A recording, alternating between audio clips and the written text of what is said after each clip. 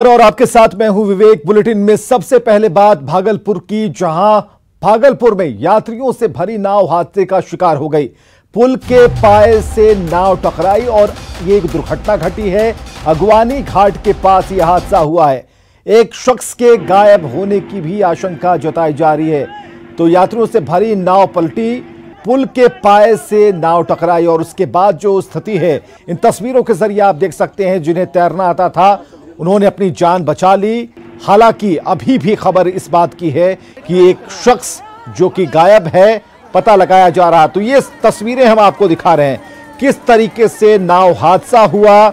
ये बता रहे हैं नदी की तेज धार में लोग बह गए और ऐसे में खुद को संभाल पाना बेहद मुश्किल था। राहुल ठाकुर हमारे साथ फोन लाइन पर मौजूद है, हमारे सहयोगी। राहुल, अभी तक क्या उस व्यक्ति के बारे में जानकारी मिली है? और बताया जा रहा है कि पाए से टकराने के चलते यह हादसा हुआ, सच्चाई क्या है और अभी क्या हो रहा है? देखिए, यहाँ पर सुल्तानगंज की थाना पुलिस मौके पर पहुंची हुई है और जो गायब बताए जा रहे हैं, खगड़िया परवत्ता सेंथा गांव के श्रवण कुमार नामक युवक के गायब होने की बात कही जा रही है।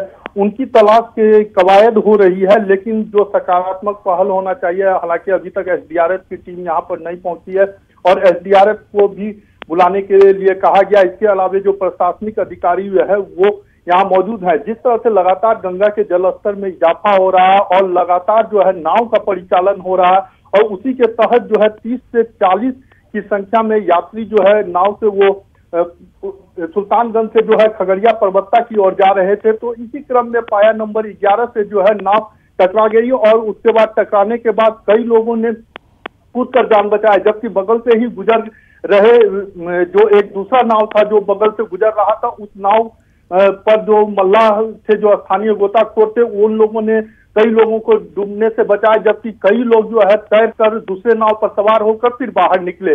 तो 2 लोगों के घायल होने की भी सूचना है, जबकि एक अभी लापता होने की बात कही जा रही है। फिलहाल उसकी तलाश जारी है। चलिए, बहुत बहुत शुक्रिया हमसे बातचीत के लिए, तमाम जानकारियों के लिए। तो एक व्यक्ति जिसके बारे में ये कहा जा रहा है कि उसका कुछ अता पता नहीं है, अभी भी तलाश जारी है। हालांकि इस नाव पर वैसे खुशकिस्मत लोग थे जिन्होंने तैरकर अपनी जान बचाई, जिन्हें तैरना आता था। कुछ लोग जैसे ही नाव पलटी उसके बाद दूसरी नाव का सहारा लेकर वो किसी तरह बच पाए। तो फिलहाल ये तस्वीरें जहां अगवानी घाट के पास एक गंभीर हादसा हुआ है। तो बिहार में अलग अलग 3 हादसों में आज 9 लोगों की मौत हुई है। सभी की मौत डूबने से हुई और आपको तस्वीरें हम दिखा रहे हैं, 3 तस्वीरें जो बिहार के अलग अलग जिलों की हैं। पहली तस्वीर है छपरा से, जहां आज डूबने से 3 युवकों की मौत हुई। हारदा परसा के मिर्जापुर नहर की यह घटना और ये सभी नहाने के लिए नहर में गए हुए थे। दूसरी जो तस्वीर है वो सीतामढ़ी की है, जहां बोखरा के नया टोला के पास नहाने के दौरान डूबने से 2 बच्ची और 1 बच्चे की मौत हो गई। तीसरी तस्वीर मोतिहारी से है, जहां के अरिराज के पास पोखर में डूबने से 3 बच्चियों की मौत हो गई। तो बाढ़ और बरसात के मौसम में थोड़ी सी सावधानी से हादसे से आप बच सकते हैं। बाढ़ के समय नदी तालाब के पास से ना बिल्कुल जाएं, वहां जाने से बचें। नहाने के लिए किसी भी हाल में तालाब में आप ना उतरें। तो सावधानी से कैसे आपकी जान बचेगी ये हम आपको बता रहे हैं। बिना जाने पानी की गहराई में आप उतरने से आपको बचना चाहिए। जहां पानी की धारा तेज है वहां सड़क पार करने से भी आपको बचना चाहिए। माता पिता अपने बच्चों पर नजर रखें, इस दौरान विशेष ध्यान दें। सावधानी से आपकी जान बच सकती है। स्थानीय प्रशासन भी समय समय पर जागरूक करे लोगों को, इन बातों के बारे में बताए। बाढ़ के समय नदी तालाब के पास जाने से बचें। और नवादा से इस वक्त की बड़ी खबर। नवादा में कुरियर कंपनी के कर्मी से लूट की घटना हुई है। 8,68,000 रुपए लूटे गए हैं। रजौली गया पथ के कर्मा कला के पास की यह घटना है। पीड़ित कर्मचारी से पुलिस पूछताछ कर रही है। बैंक में रुपए जमा करने जा रहा था कर्मी, जब उससे रुपए लूटे गए हैं 8,68,000 रुपए। तो नवादा से इस वक्त की बड़ी खबर, बड़ी लूट की घटना हुई है। अनिल विशाल है हमारे साथ फोन लाइन पर। अनिल, क्या खबर है, अपडेट क्या है? जी विवेक, अभी तो फिलहाल शुरुआती दौर में अनिल, आप हमें सुन पा रहे हैं? चलिए, रजौली गया के कर्मा कला के पास की घटना है। पीड़ित कर्मचारी से पुलिस पूछताछ कर रही है और अब बात करेंगे न्यूज 18 की खबर के बड़े असर की। बार बालाओं के डांस को हमने आपको दिखाया कि किस तरीके से इस कोविड पीरियड में बार बालाओं का डांस करवाया गया, लेकिन असर यह हुआ इस खबर को दिखाए जाने के बाद कि 13 लोगों की पहचान की गई, केस दर्ज हुआ। बैन के बाद भी डांस के कार्यक्रम का आयोजन हुआ था और न्यूज 18 ने प्रमुखता से इस खबर को दिखाया और इस खबर के चलने के बाद अपडेट ये है कि 13 लोगों को चिन्हित किया गया, उनके ऊपर मामला दर्ज किया गया है। दरअसल नालंदा के कतरी सराय थाना क्षेत्र के पटोरिया गांव में गणेश पूजा के दौरान अश्लील डांस कार्यक्रम का आयोजन किया गया था। बार बाला अश्लील गानों पर डांस कर रही थी। मौजूद लोग तमाशा देख रहे थे, तालियां बजा रहे थे, झूम रहे थे और बड़ी बात यह थी कि पुलिस को इसकी कोई खबर नहीं थी। यह भी बताएं आपको कि कोरोना के कारण बिहार में लॉकडाउन की स्थिति है और सोशल डिस्टेंसिंग के पालन की अपील हो रही थी, लेकिन उससे ठीक अलग मंच के आसपास जो लोगों की भीड़ थी वो ये बताने के लिए काफी है कि कोरोना को आमंत्रण दिया जा रहा था।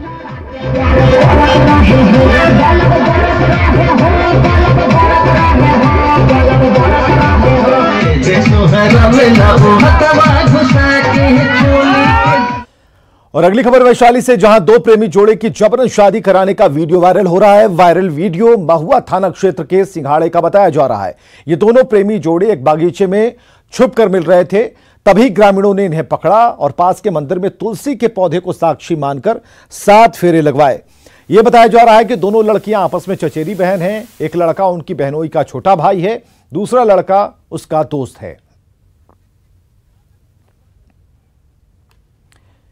इधर रोहतास के चिनारी में नाबालिग के साथ रेप की खबर सामने आई है। 2 मंचोलों पर नाबालिग को अगवा कर रेप करने का आरोप लगा है। घटना 18 अगस्त की बताई जा रही है। बताया जा रहा है कि नाबालिग सिलाई सीखने जा रही थी। इसी दौरान 2 लड़कों ने उसे बाइक पर जबरन बिठाया और सासाराम ले जाकर रेप किया। दोनों युवकों ने किराए के मकान में उसे 4 दिन तक बंद रखा। पीड़ित के परिजनों ने 22 अगस्त को चिनारी थाने के मुकदमा दर्ज कराया है और पुलिस ने आरोपी युवक को गिरफ्तार कर लिया है। लड़की को मेडिकल जांच के लिए सासाराम के सदर अस्पताल लाया गया है। बाइक पे बैठे हुए उसको जबरदस्ती वो मिली, उसको जबरदस्ती उन लोग बाइक पे बैठा के बाइक से ही उसको सासाराम तक ले आया। सासाराम में कहीं रेंट पे ये घर लिया हुआ था, उसी में उसको ताला बंद करके रखा और 18 तारीख को जिस दिन पहले दिन ही गई उसके साथ 2 बार जबरदस्ती किया गया है। बिहार विधानसभा चुनाव की तैयारी शुरू हो चुकी है। आज मुख्य निर्वाचन पदाधिकारी सभी जिलों के डीएम के साथ बैठक की और बैठक में सभी जिलों के डीएम वीडियो कॉन्फ्रेंसिंग से माध्यम से जुड़े। इस दौरान चुनावी तैयारियों को लेकर चुनाव आयोग की तरफ से निर्देश दिए गए हैं। अब चलिए इसके बाद देखते हैं 10 बड़ी बातें क्या हैं। आपको निर्वाचन आयोग की आज जिलाधिकारियों के साथ जो मीटिंग हुई है उसकी 10 बड़ी बातें हम आपको दिखा रहे हैं। गाइडलाइन का सख्ती से पालन करने की बात की गई है। काउंटिंग सेंटर को बड़ा बनाने का निर्देश दिया गया है। इसके अलावा बाहर से आए जो मजदूर हैं उनका भी नाम वोटर लिस्ट में शामिल हो, इस बात को कहा गया है। माइग्रेंट का 100% नाम वोटर लिस्ट में होना चाहिए, इसके निर्देश दिए गए हैं। ज्यादा बूथों को देखकर ज्यादा कर्मी लगाए जाएं, ये बातें कही गई हैं। इसके अलावा महिला कर्मियों को भी चुनावी कार्य में लगाया जाएगा। चुनावी सभा का सख्ती से पालन कराने के भी निर्देश दिए गए हैं। जो पार्टी पहले स्थान की बुकिंग करे उसे स्थान दिया जाए। तो इसी की बैठक में क्या क्या निर्देश दिए गए हैं एक एक कर हम आपको बता रहे हैं। सभी जगह सेक्टर ऑफिसर की तैनाती होनी चाहिए। इसके अलावा बड़े बूथों पर बीएलओ की तैनाती करने का निर्देश दिया गया है।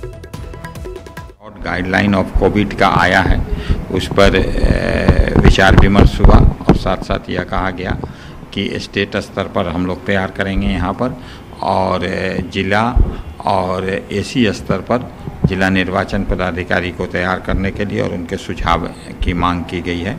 इसी तरह से इस गाइडलाइन को ध्यान में रखते हुए काउंटिंग सेंटर स्पेसियस बनाने का, ताकि सोशल डिस्टेंसिंग मेंटेन हो सके और इसमें कहीं प्रकार की कोई कठिनाई नहीं हो। ये में साथ ही साथ जो बिहार में माइग्रेंट्स आए थे उन सभी का 100% नाम निर्वाचक सूची में जुड़े, इसके लिए कैसे उन्होंने प्रयास किया है, उनके पास डाटा अवेलेबल है और जो भी अहर्ता रखते हैं उन अहर्ता रखने वाले माइग्रेंट्स का निर्वाचक सूची में नाम जुड़ने के विषय में डॉक्यूमेंटेशन करने की बात भी सीओ साहब ने बताया है। साथ ही साथ यह भी स्पष्ट किया गया है कि इस बार कार्मिकों की अधिक आवश्यकता होगी, तो चूँकि मतदान केंद्र की संख्या बढ़ गई है, इसलिए महिला कार्मिकों को भी जो भारत निर्वाचन आयोग के दिशा निर्देश है उसका अनुपालन करते हुए वहाँ पर उनको डिप्लॉयड करना होगा। तो बिहार विधानसभा चुनाव में इस बार बूथों की संख्या 72,000 से बढ़कर 1,06,000 हो गई है। इससे सियासी दल की चुनौतियां बढ़ गई हैं। चुनाव आयोग के सामने मतदान प्रतिशत बढ़ाने की भी चुनौती है। बिहार का सत्ता पक्ष और विपक्ष दोनों इसे अपने लिए एक अवसर मान रहा है। दावा यह किया जा रहा है कि बूथ संख्या बढ़ने का फायदा उन्हें ही होगा।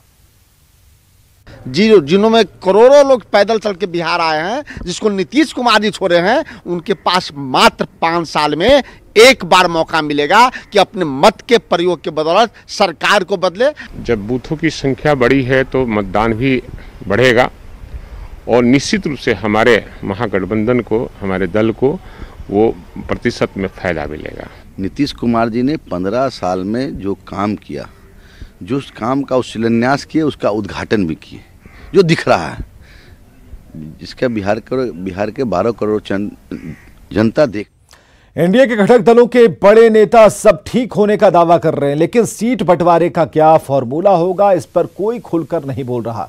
सभी दलों के अपने अपने दावे हैं। चिराग पासवान एलजेपी के लिए 42 सीट मांग रहे थे, लेकिन सूत्र बताते हैं कि एलजेपी 25 से 28 सीटों पर मान जाएगी।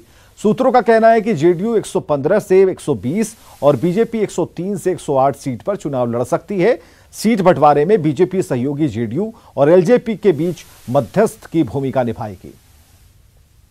तरफ से माननीय मुख्यमंत्री के नेतृत्व में ही बिहार के चुनाव होगी और मुख्यमंत्री माननीय नीतीश कुमार जी बनेंगे, इस बात को पूरी तरह से स्पष्ट कर दी गई है। इसलिए एनडीए में किसी बात को लेकर के कहीं कुछ संशय नहीं है, यह स्पष्ट है। इसलिए हम लोग को सीटों के भी तालमेल में हम लोग एक बड़े भाई की भूमिका में जब नेतृत्व स्वीकार हुआ है तो बड़े भाई की भूमिका में भी ये संभव है, इसमें किसी प्रकार की संशय नहीं हो सकता है। जब एनडीए के नेता फ्लोर पर बैठेंगे, डेस्क पर बैठेंगे, तो बड़ी आसानी से सौहार्दपूर्ण वातावरण में हम सीटों का बंटवारा करेंगे, मिलकर चुनाव लड़ेंगे। तेजस्वी यादव की मुलाकात के बाद भी रघुवंश प्रसाद सिंह अपने फैसले पर अडिग हैं। यह कहा जा रहा है कि रघुवंश प्रसाद सिंह अपने फैसले से पीछे नहीं हटेंगे और अपना इस्तीफा वापस नहीं लेंगे। न्यूज 18 से फोन पर बातचीत के दौरान उन्होंने कहा कि एक बार फैसला कर लिया तो अब पीछे नहीं हटेंगे। उन्होंने कहा कि हमने ना तो सिद्धांतों से समझौता किया है और न ही आगे करेंगे। ये आपको बताएं कि रामा सिंह प्रकरण के बाद रघुवंश प्रसाद सिंह ने आरजेडी के उपाध्यक्ष पद से इस्तीफा दिया था। बाद में लालू प्रसाद बीच बचाव में उतरे। तेजस्वी जाकर रविवार को एम्स में रघुवंश बाबू से उन्होंने मुलाकात की थी, लेकिन इसका कोई खास फायदा नहीं हुआ। और रघुवंश प्रसाद सिंह की नाराजगी पर तेज प्रताप यादव ने बड़ा बयान दिया है। तेज प्रताप यादव ने कहा कि पार्टी समुद्र है और समुद्र से एक लोटा पानी निकल जाए तो फर्क नहीं पड़ता। कौन नाराज चल रहा, कौन नहीं नाराज चल रहा, वो सिचुएशन हमारे लिए नहीं है। हमारा सिचुएशन है कि हमारा बिहार क्या है, हमारा बिहार किस सिचुएशन से गुजर रहा है, हमारा ये मेन मकसद है। पार्टी है, पार्टी समुंदर होता है, एक लोटा जल निकाल करके बाहर कर देगा तो पानी खत्म नहीं होता है। इसलिए पार्टी में लोग है, संगठन में नाराज चलते हैं, लेकिन सब मान भी जाते हैं।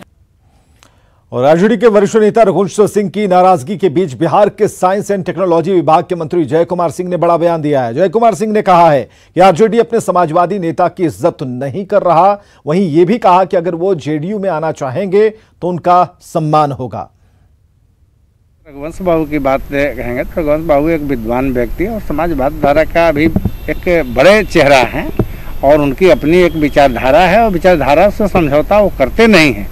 लेकिन कहीं ना कहीं रघुवंश बाबू को जरूर ठेस पहुंची है और रघुवंश बाबू उस पार्टी में अब मुझे लगता है कि आहत महसूस कर रहे हैं और स्टैंड उनकी बड़ी क्लियर होती है। यदि वो स्टैंड लिए हैं तो मुझे लगता है कि वो स्टैंड पर कायम रहने वाले लोग हैं। इतनी जल्दी वो समझौता बिल्कुल। तो क्या जेडीयू की नज़र भी है रघुवंश सिंह पर? देखिए, रघुवंश बाबू एक सम्मानित व्यक्ति हैं और मैं राजनीति में एक बहुत बड़ी अनुभव रहा है, लंबी अनुभव है, तो उनको कौन नहीं सम्मान करेगा। बिहार विधानसभा चुनाव में इस बार आरजेडी का भ्रष्टाचार बनाम एनडीए सरकार का भ्रष्टाचार मुख्य चुनावी मुद्दा होगा। एनडीए के नेता जहां लालू राबड़ी के सीएम रहते हुए घोटालों को उठा रहे हैं, तो वहीं आरजेडी एनडीए सरकार में हुए घोटालों को गिना रहा है। हमारे पास इतने मुद्दे हैं कि गिनाना मुश्किल है। चाहे राज्य सरकार के द्वारा घोटाला किए गए हों, 57 घोटाले इस राज्य में हुए हैं। और एक ऐसा कांड हुआ है मुजफ्फरपुर बालिका गृह का, जिसमें हमने मांग किया था कि माननीय मुख्यमंत्री का नार्को टेस्ट करा दीजिएगा, तो वो तोंद वाले चाचा और मोछ वाले चाचा का पता चल जाएगा। सवाल उठाने वाला वह जो 420 का आरोपी हो, जिसका नेता और जिसका सिरमौर जो राजनीति का हो, वो 420 के मामले में सजा याफ्ता हो। पात्रता महत्वपूर्ण होता है। और भ्रष्टाचार के सवाल पर बिहार की जनता इस बात का गवाह है कि हमने आपको राजनीति के पेवेलियन भेज दिया। तो इनको प्रूफ करना चाहिए। यदि 57 केस, इनका कहना है कि 57 केस है बिहार सरकार के खिलाफ, तो इनको कोर्ट जाना चाहिए, उचित न्याय मांगनी चाहिए और सबूत दिखानी चाहिए। इधर सीएम नीतीश कुमार ने 3304 पंचायतों में माध्यमिक स्कूल भवनों का ऑनलाइन उद्घाटन किया। इस मौके पर सीएम नीतीश कुमार ने बड़ी घोषणा की और कहा कि नियोजित शिक्षक हमेशा से ही परमानेंट थे। शिक्षकों की सैलरी तो इसी बार से बढ़ने वाली थी, लेकिन कोरोना की वजह से आर्थिक स्थिति कमजोर हुई और इसलिए अब 1 अप्रैल 2021 से सरकार ने शिक्षकों की सैलरी बढ़ाने का फैसला लिया है। मुख्यमंत्री नीतीश कुमार ने शिक्षकों से यह भी अपील की कि वो मन लगाकर बच्चों को पढ़ाएं। सरकार उनका पूरा ख्याल रख रही है और शिक्षकों की स्थिति और भी बेहतर होगी। हम लोगों ने तय कर दिया कि 1 अप्रैल 2021 से ही हम लागू कर देंगे और उसका विस्तार कर दिया। आपको ईपीएफ से जो पैसा मिलेगा और जो हम लोगों की तरफ से किया गया, इसको जोड़ा जाए, अगर 15% का किया है तो इसमें आप समझ लीजिए कि लगभग 1950 करोड़ रुपए की लगेगा और ईपीएफ योजना के अंतर्गत जो किया जाएगा खर्च, उसमें 815 करोड़ रुपया, यानी कुल मिलाकर के अतिरिक्त वित्तीय भार 2765 करोड़ रुपए का होगा और लोगों को 20% से भी ज़्यादा का लाभ मिलेगा। तो ये हम लोगों ने करना शुरू किया है और इसी तरह से हर तरह से अब इनको जो नियोजित कहते थे, तो हम लोगों ने कभी नियोजित की बात नहीं की है। ये शिक्षक हैं, ये काहे का नियोजित रहेंगे, ये तो अपने से चलाते रहता है लोग। तो अब बहुत लोग तो ये भी लिख देता था कि कॉन्ट्रैक्ट पर है। अरे वो परमानेंट हैं, वो शिक्षक हैं, उसको नियोजित शिक्षक कर। यह भी हम लोगों ने कहा कि कभी कोई इसको नियोजित शिक्षक नहीं कहेगा, वो शिक्षक है। चुनावी साल में सीएम नीतीश कुमार लगातार योजनाओं का उद्घाटन कर रहे हैं और जिस पर विपक्ष के नेता सवाल खड़े कर रहे हैं, जबकि जेडीयू के नेता आरजेडी को उनके 15 साल की याद दिला रहे हैं। देखिए, अब चुनाव नजदीक है तो आनन फानन में अंधाधुंध तरीके से उद्घाटन किए जा रहे हैं। आदरणीय मुख्यमंत्री जी, 15 वर्षों में क्यों नहीं याद आई? सिर्फ अब चुनाव नजदीक है, चुनाव का साइड इफेक्ट है। तो ये नीतीश कुमार जी का परियोजनाओं का उद्घाटन नहीं है, इनके चुनावी उद्घाटन है। आधा अधूरा, ढहता ढनमनाता परियोजनाओं का उद्घाटन करते हैं। तो नीतीश कुमार जी भी बात को जानते हैं, देश भी जानती है, मीडिया भी जानती है कि उद्घाटन से पहले कोई ध्वस्त हो जाता है, कोई उद्घाटन के बाद ध्वस्त हो जाता है, कोई उद्घाटन के समय ही ध्वस्त हो जाता है। तो नीतीश कुमार जी का ये चुनावी उद्घाटन है। जो ये सवाल उठा रहे हैं विपक्षी दल, उनको बिहार की जनता ने 15 साल राज करने का मौका दिया। मैं पूछना चाहता हूं विपक्षी दल के नेताओं से कि 15 साल बहुत बड़ा समय होता है, काफ़ी लंबा समय मिला, लेकिन आप न शिलान्यास भी नहीं किए न उद्घाटन किए। श्याम रजक को मंत्री पद से हटाए जाने के बाद से उद्योग मंत्री के खाली पद को भर दिया गया है। महेश्वर हजारी ने उद्योग मंत्री का पदभार ग्रहण किया है। चार्ज लेने से पहले महेश्वर हजारी ने विधि विधान के साथ पूजा अर्चना की और इस दौरान उन्होंने कहा कि मुख्यमंत्री नीतीश कुमार और बिहार की आम जनमानस की उम्मीदों पर खरा उतरना हमारी पहली प्राथमिकता होगी। देखिए, आदरणीय मुख्यमंत्री नीतीश कुमार जी ने जिस तरह से मुझ पर विश्वास व्यक्त किया है, जो उनका इच्छा शक्ति विजन है काम करने का, जो जनता की इच्छाएं हैं, जो किस तरह से उद्योग धंधा लगना चाहिए, काम होना चाहिए, तो मैं हर संभव कोशिश करूंगा कि आदरणीय मुख्यमंत्री नीतीश कुमार की इच्छा शक्ति विजन के अनुकूल और जनता जो आशीर्वाद दी है, तो जनता के अनुकूल हम खरा उतरने का काम करें। और हर संभव, चूँकि अल्प अवधि मिली है, समय मिली है, तो हर संभव कोशिश करेंगे कि जो भी लाभ बिहार को मिल सके, उस पर हम रात दिन अपनी मेहनत, कोई कसर नहीं छोड़ेंगे, रात दिन मेहनत करके आगे बढ़ाने का। और आगे देखिए जोहार झारखंड।